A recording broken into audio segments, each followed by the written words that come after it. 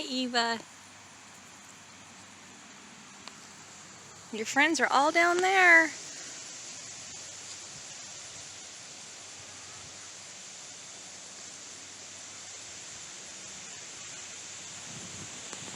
So the difference between the hay field, look at how much grass is in here.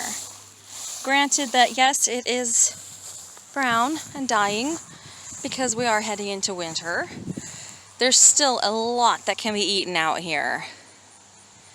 So I've got the horses in the hay field, and they have access through the pig pen to get into this half of the barn for shelter if they want.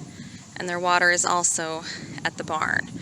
And then the goats are now in the area where the sheep used to be.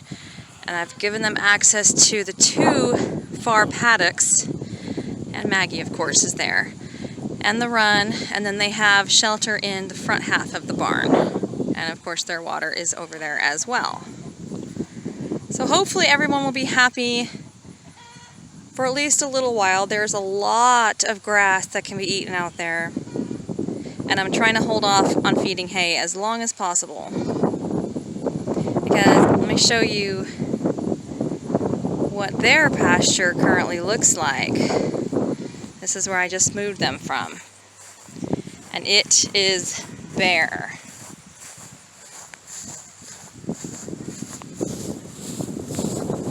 See, lots of grass in here. This is pretty lush. I mean, it's not like green and fresh and lush, but still a lot of grass. But their pasture, oh my goodness, the difference is quite clear. It is like a barren wasteland. Look at this, we're looking at bare dirt in patches, and grass that is so short it's basically non-existent. So yeah, they had nothing else to eat out here.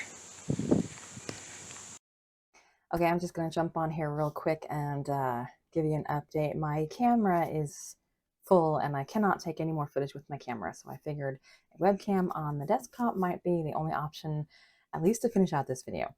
So the the goats have all learned how to jump very well. So the sheep fence will not keep them in, even though it is nearly a full 4 feet field fencing. They have all learned how to jump over it. If there's even the slightest bit of sag, even just a couple inches, it's enough for them, and they all jump out. So they have left Maggie in there. They're out in the hayfield where they cannot stay because it's just barbed wire, and they'll end up getting out into the neighbor's pasture. So I'm going to move them back into their old field where there is no grass, and they'll just have to start eating hay already. Maggie, who is now by herself in the sheep pastures, is miserable because she's lonely. She misses her little herd of goats, and so she is tearing up the fences big time. Never imagined one single cow could be so destructive with fencing. She will just run right through it. She will just throw herself on it and collapse it and smash it, and so I'm gonna have to move her out and try to get her in with the goats as well, and I'll just start feeding them all hay. I did not want to do that this early because it is only the middle of November, if even. The horses can stay out in the hayfield for now, and I'll also be able to move them into part of the sheep pastures to eat that grass. So at least they won't have to have hay just yet. But anyway, I just wanted to give you guys an update on that it's so frustrating to me, and it just makes me want to get rid of all the animals when I have to deal with stuff like this. But I will persevere, and we'll just find a way, even if it means feeding hay early. Hopefully we'll still have enough for the entire winter.